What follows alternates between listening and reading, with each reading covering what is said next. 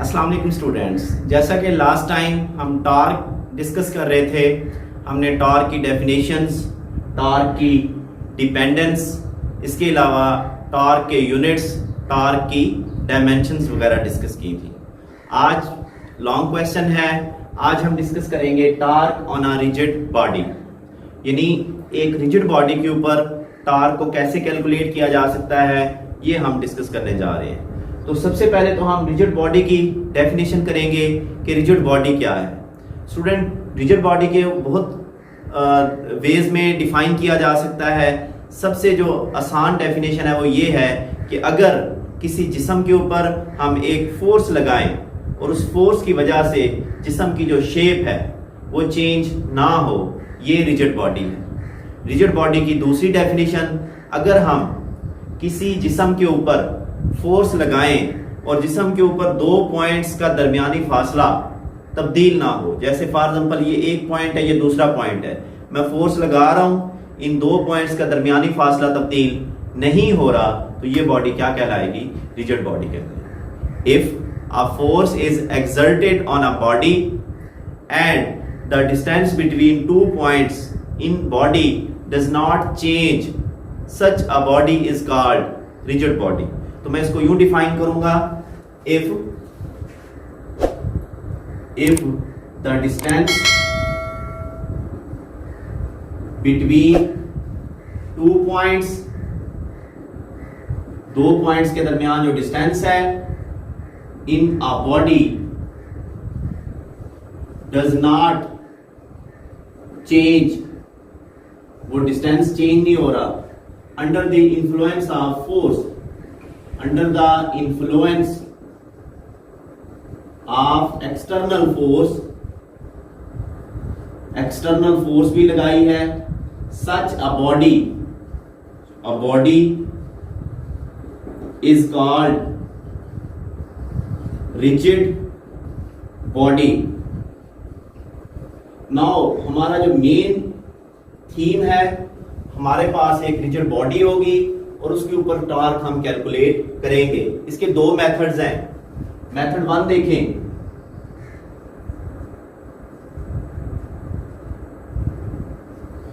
तो मेथड 1 में स्टूडेंट्स ये देखें, यहां पे मैं एक रिजिड बॉडी को ड्रा करूंगा।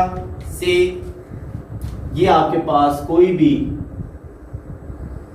रिजिड बॉडी है, ये इसके अंदर कोई भी पॉइंट से एक्सिस ऑफ रोटेशन O है, यहां पे कोई भी पॉइंट P है, इस P पॉइंट के ऊपर एक फोर्स अमल कर रही है, दिस इज फोर्स F। इसको मैं नीट कर सकता हूं, let there is a rigid body, एक रिजिड बॉडी है, a force F is acting, एक फोर्स F अमल कर रही है, कहां पे? At point P, at point P। Now the distance between origin O या axis of rotation O and point P is position vector R। O और P के दरमियान जो फासला है, that is equal to position vector R। Now ये जो force है इसको हम रिजॉल्व करेंगे। स्टूडेंट ये देखें, एक हम लाइन ड्रा करेंगे इस R के पैरेलल। ये देखें, यहां से आप एक प्रोजेक्शन गिराएं, आपके सामने फोर्स के दो कंपोनेंट हैं, एक ये कंपोनेंट है, इसको हम कहेंगे F एक्स कंपोनेंट हॉरिजॉन्टल, ये बराबर होगा F cos थीटा, और दूसरा ये वर्टिकल कंपोनेंट, ये एंगल थीटा है, थीटा के सामने हमेशा वर्टिकल कंपोनेंट यानी Fy, और ये बराबर होगा F sin थीटा। हमने क्या किया है? हमने रिजॉल्व किया, resolve the force into its rectangular components, into its rectangular components। In this way we will get एक कंपोनेंट हमें मिला एफ कॉस थीटा, दूसरा कंपोनेंट हमें मिला एफ साइन थीटा। अब हम देखना ये चाहते हैं टार्क कौन पैदा करता है। देखें स्टूडेंट, लेट ये बॉडी है, ये जो एफ कॉस थीटा है ये बॉडी को या आगे की तरफ मूव करेगा, आप इसको गौर से देखें, या बॉडी को पीछे की जाने, यानी एफ कॉस थीटा रोटेशन पैदा नहीं करेगा। So F cos theta can not produce torque, ये टार्क पैदा नहीं करेगा। अब बचता है एफ साइन थीटा। आप गौर करें, ये बॉडी है और एफ साइन थीटा ऊपर से नीचे है। ये अगर यूं अमल करेगा, बॉडी को रोटेट करेगा क्योंकि ये परपेंडिकुलर है, अगर ऊपर से यहां नीचे आएगा तो अब भी बॉडी को क्या करेगा, rotate. So torque is produced by, torque को कौन पैदा कर रहा है, एफ साइन थीटा, ये है जी एफ साइन थीटा। सो टार्क के फार्मूले के मुताबिक टार्क किसके बराबर होता है, पोजीशन वेक्टर आर या मोमेंट आर, ये मोमेंट आर में into component of force responsible of rotation. अब रोटेशन का जिम्मेदार एफ साइन थीटा है, यहां भी आ जाएगा F sine theta. It means that torque tau is equal to R F sine theta. ये मेरे पास टार्क का फार्मूला है। इस मेथड में, मेथड 1 में हमने फोर्स को रिजॉल्व किया उसके कंपोनेंट्स में। अब हम पढ़ेंगे मेथड 2। मेथड 2, इस मेथड में हम आर को रिजॉल्व करेंगे। देखिए स्टूडेंट्स,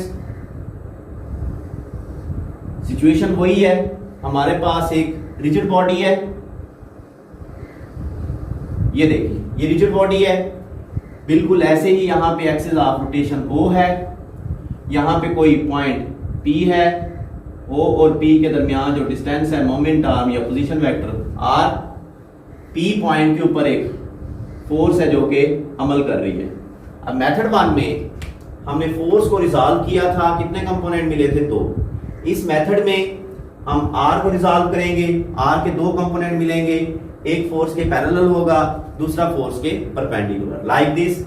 ये देखें, ये हम R को रिजॉल्व कर लेते हैं, ये कंपोनेंट F के पैरेलल है और ये कंपोनेंट F के ऊपर परपेंडिकुलर है। गौर करें, दिस इज द परपेंडिकुलर से, ये एंगल क्या है, थीटा। अब थीटा के सामने हमेशा परपेंडिकुलर कंपोनेंट यानी ये होगा R साइन थीटा, और ये वाला जो पैरेलल है ये होगा R cos theta. As you know well, R cos theta rotation पैदा नहीं करता, रोटेशन हमेशा परपेंडिकुलर कंपोनेंट पैदा करता है।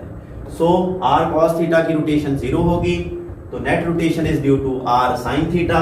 यहां पे जो टार्क होगा, टार्क वो बराबर होगा मैग्नीट्यूड ऑफ फोर्स से force into component of moment r which is responsible of rotation, that is r sin theta.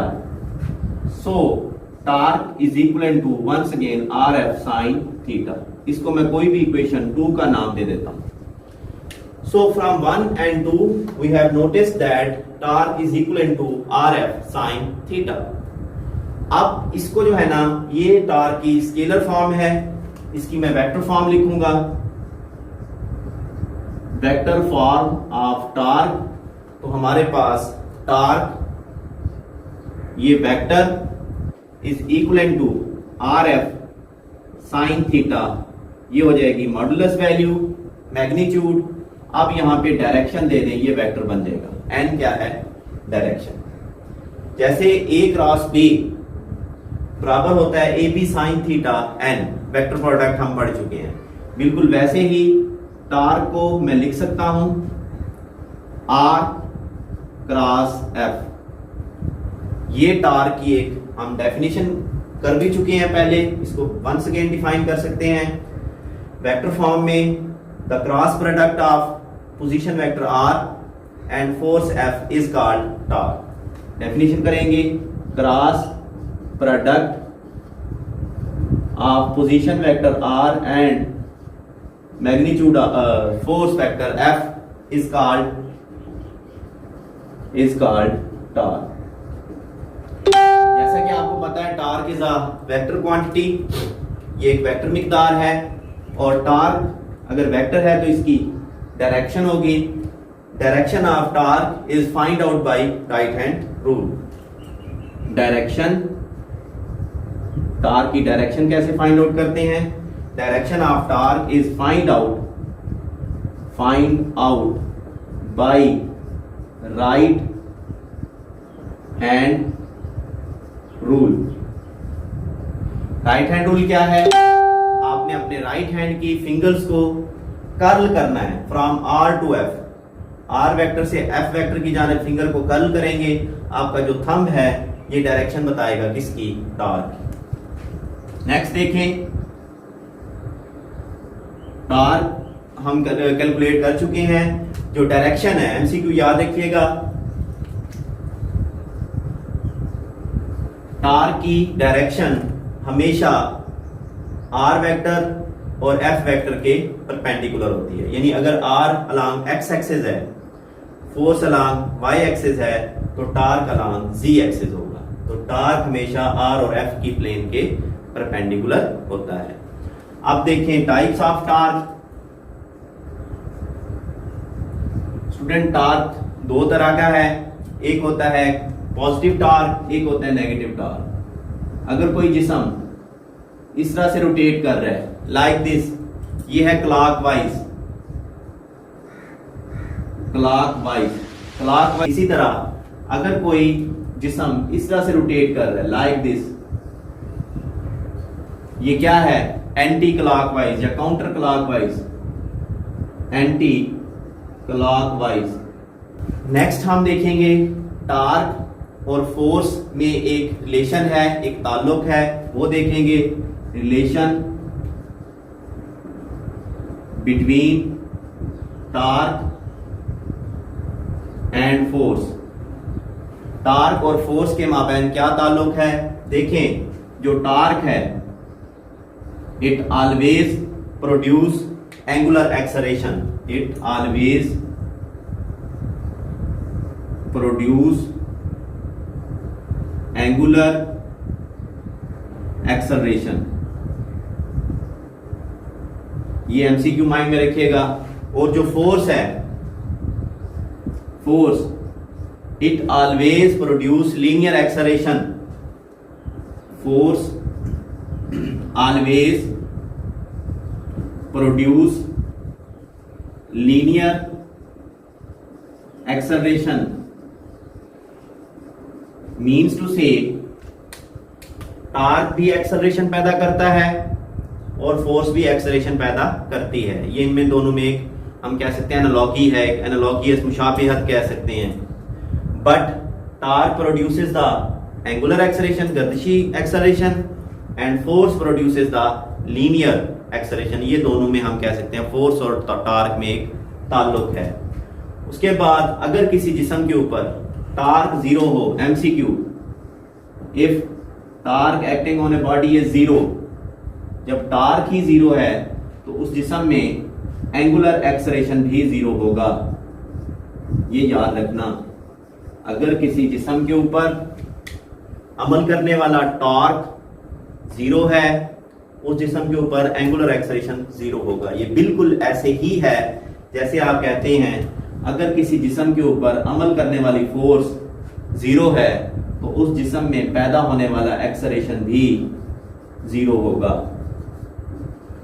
ये इन दोनों में एक हम कह सकते हैं एनालॉगियस मुशाबिहत है। अब हम इसमें से कुछ पॉइंट्स निकालें, जैसा कि टॉर्क किसके बराबर है? RF sine theta.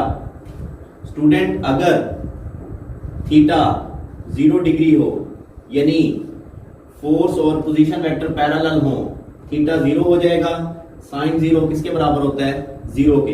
तो टॉर्क भी किसके बराबर होगा? 0 के बराबर होगा। कब? जब थीटा किसके बराबर है 0। क्यों? क्योंकि साइन 0 0 है।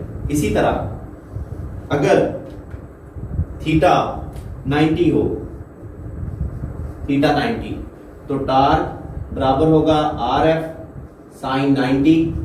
साइन 90 मैक्सिमम वैल्यू देता है, तो टार्क भी क्या होगा? मैक्सिमम होगा। 2 MCQ हो गए। इसी तरह अगर थीटा 180 डिग्री हो, तो टार्क होगा आर एफ साइन 180।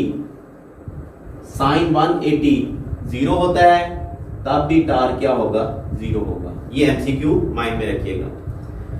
इसके बाद अगर मोमेंट आर्म 0 हो, मोमेंट आर्म जब ये R 0 होगा, यू नो वेल, L 0 होगा, तब टार्क क्या होगा? 0 होगा। तो हमने आज पढ़ा है torque on a rigid body. आपको रिजिड बॉडी की डेफिनेशन आनी चाहिए। किसी जिस्म के ऊपर फोर्स लगाएं और जिस्म के ऊपर 2 पॉइंट्स का दरमियानी फासला अगर तब्दील ना हो, तो वो बॉडी क्या है? रिजिड बॉडी है। इसके अलावा रिजिड बॉडी के ऊपर हमने पहले मेथड में फोर्स को रिजॉल्व किया, टार्क निकाला आर एफ साइन थीटा। अगले मेथड में आर को रिजॉल्व किया, टार्क निकाला are F sine theta. Vector form देखेंगे, टार्क की टाइप्स देखेंगे, पॉजिटिव टार्क नेगेटिव टार्क में क्या फर्क है, टार्क की डायरेक्शन कैसे निकालते हैं, किधर होती है डायरेक्शन, और ये relation between force and torque. अपना ख्याल रखिएगा। Thank you. अल्लाह।